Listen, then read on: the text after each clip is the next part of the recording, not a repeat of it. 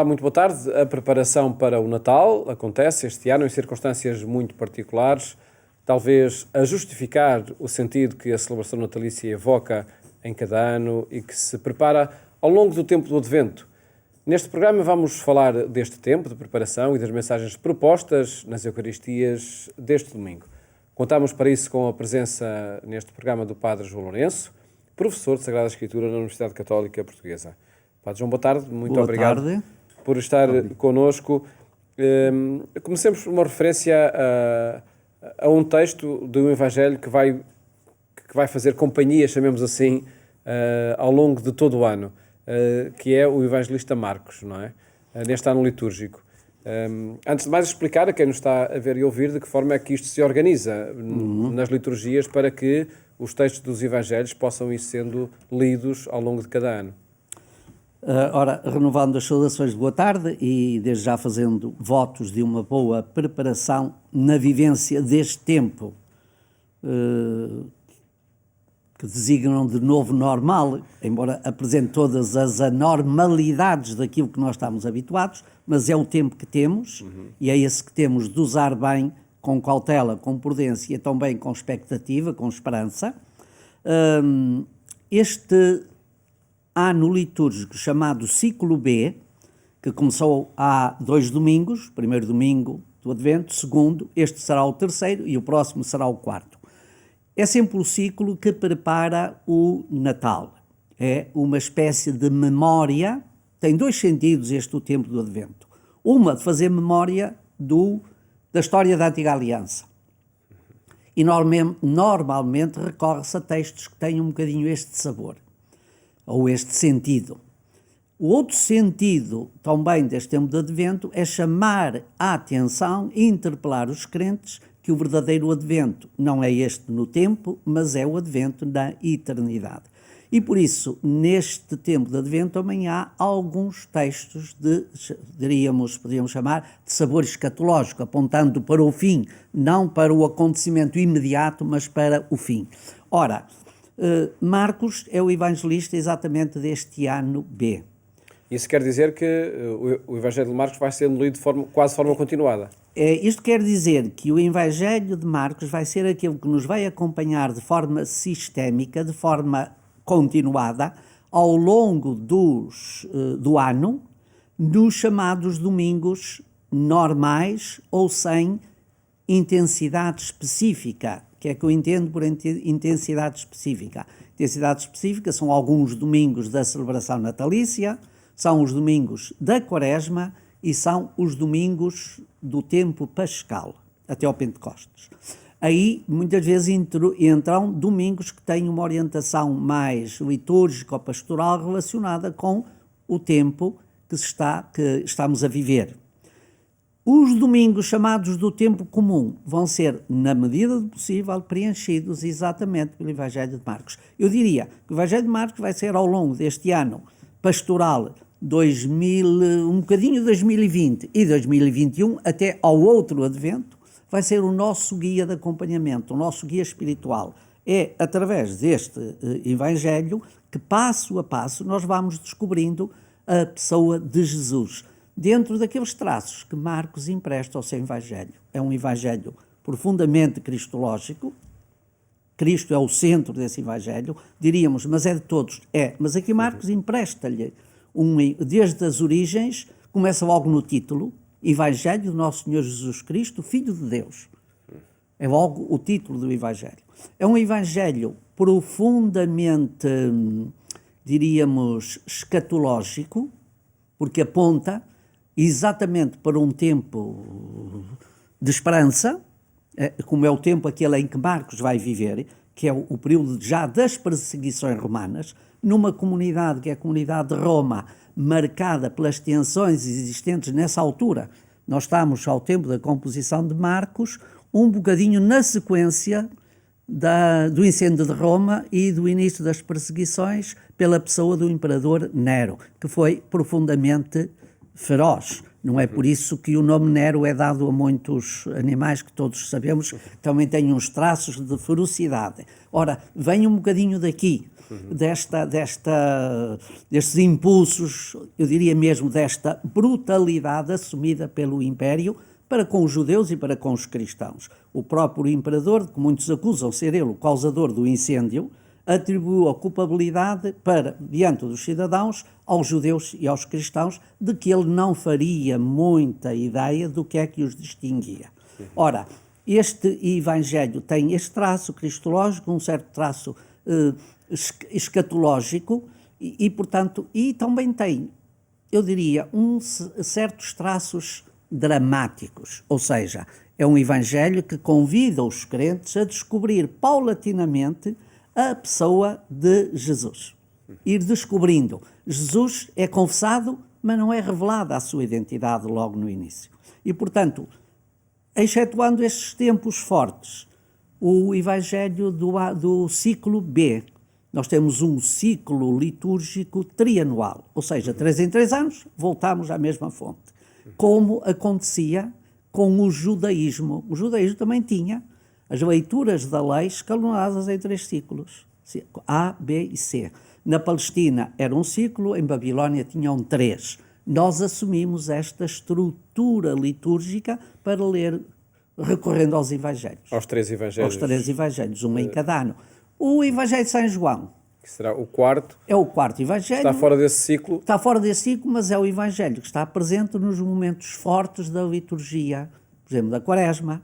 Vários dos momentos da liturgia são pautados por momentos do quarto evangelho. O tempo pascal é todo dedicado ao quarto evangelho, até ao Pentecostes. Mesmo vários momentos da liturgia natalícia também têm uma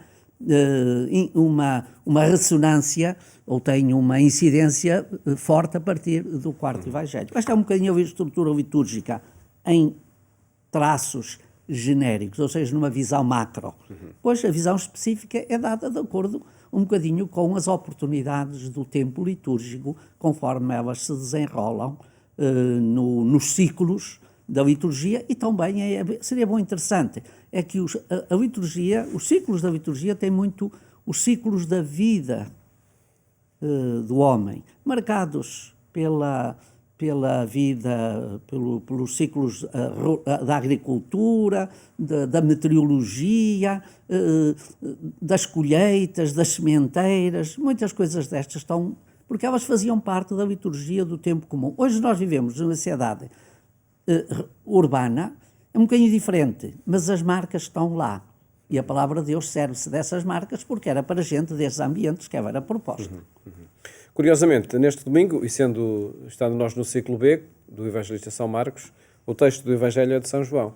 É, exatamente. E a razão é muito simples.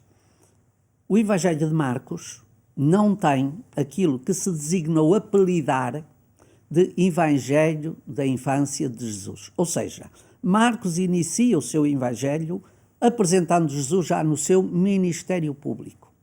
Ele já está em ação. Ele já está no cenário que o vai acompanhar durante esse tempo de anúncio do seu Evangelho. Portanto, não tem referências às origens, à família, aos acontecimentos que são apresentados, quer em Mateus, quer em Lucas.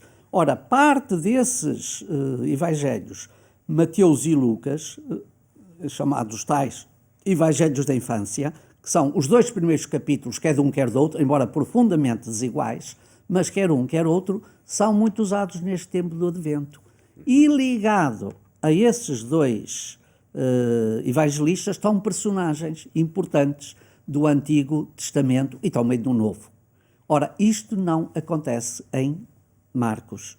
O que acontece em Marcos são exatamente as referências a João Batista, já no seu ministério de apresentação de Jesus, e isso já vimos no primeiro e no segundo domingo. Melhor dizendo, já vimos no segundo domingo do Advento, a apresentação pública do precursor.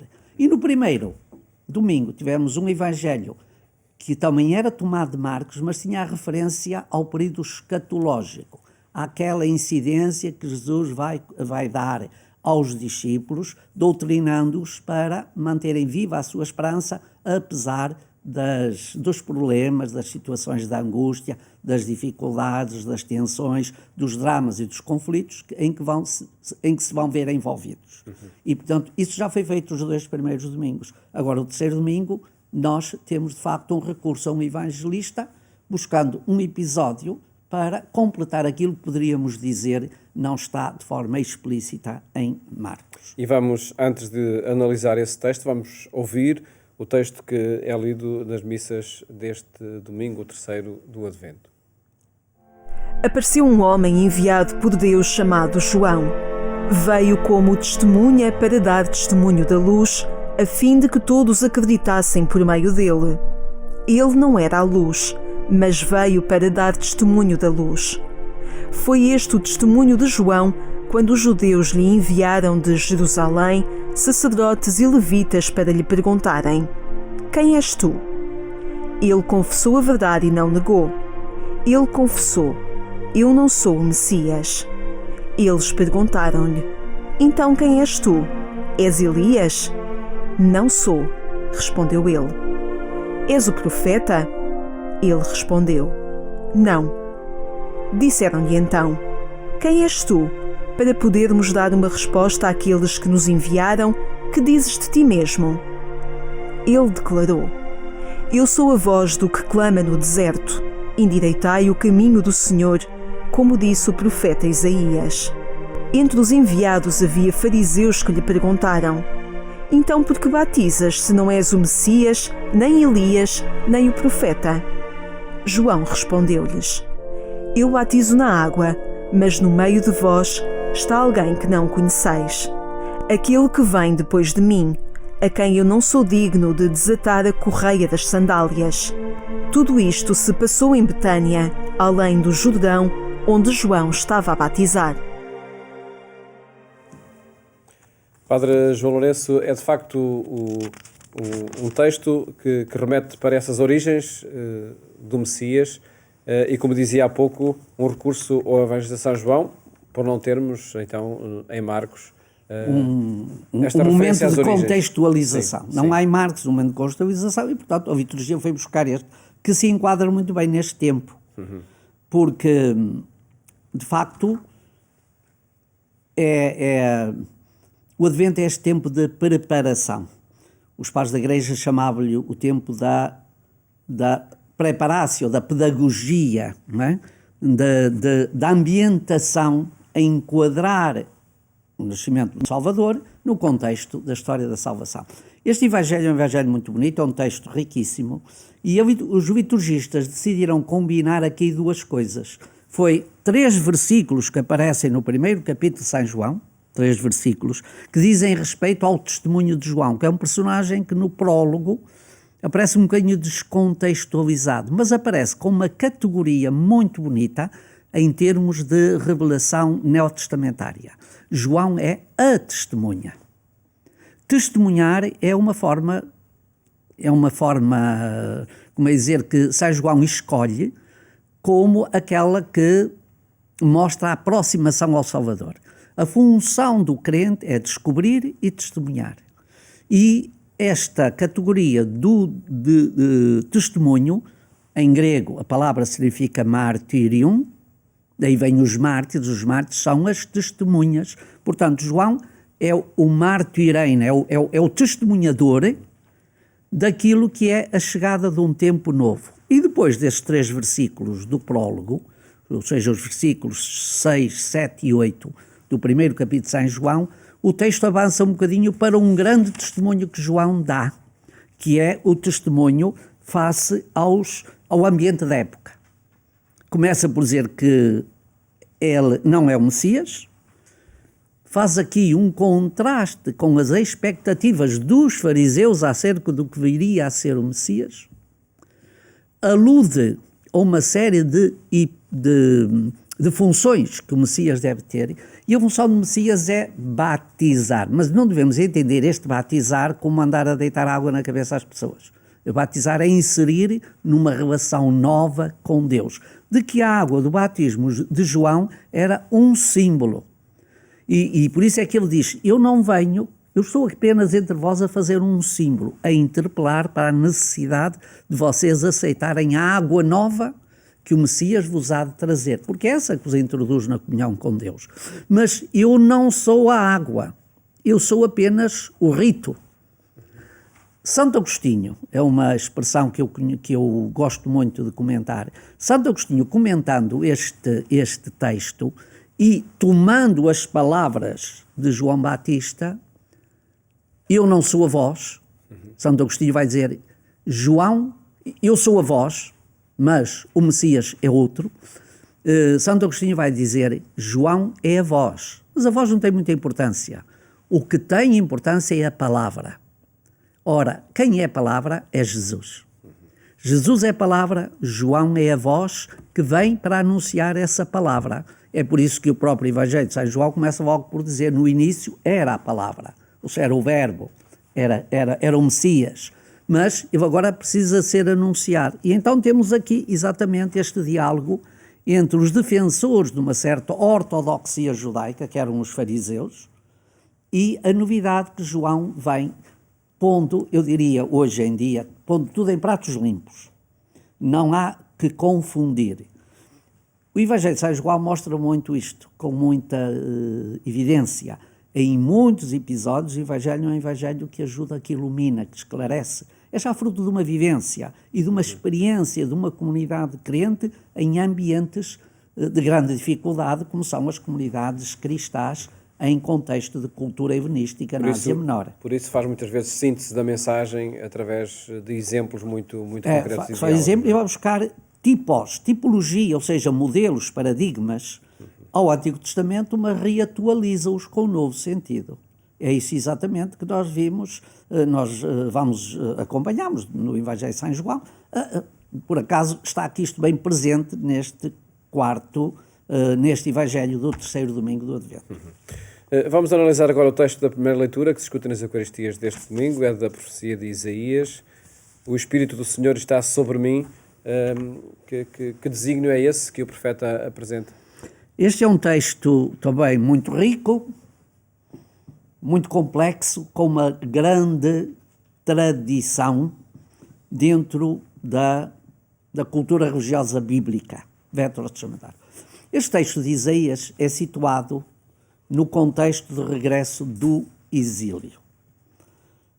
A referência parece indicar alguém que no seio da comunidade a devia motivar, a devia interpelar. As leituras que são feitas dentro do Antigo Testamento e na tradição judaica é que esse personagem é o Messias futuro.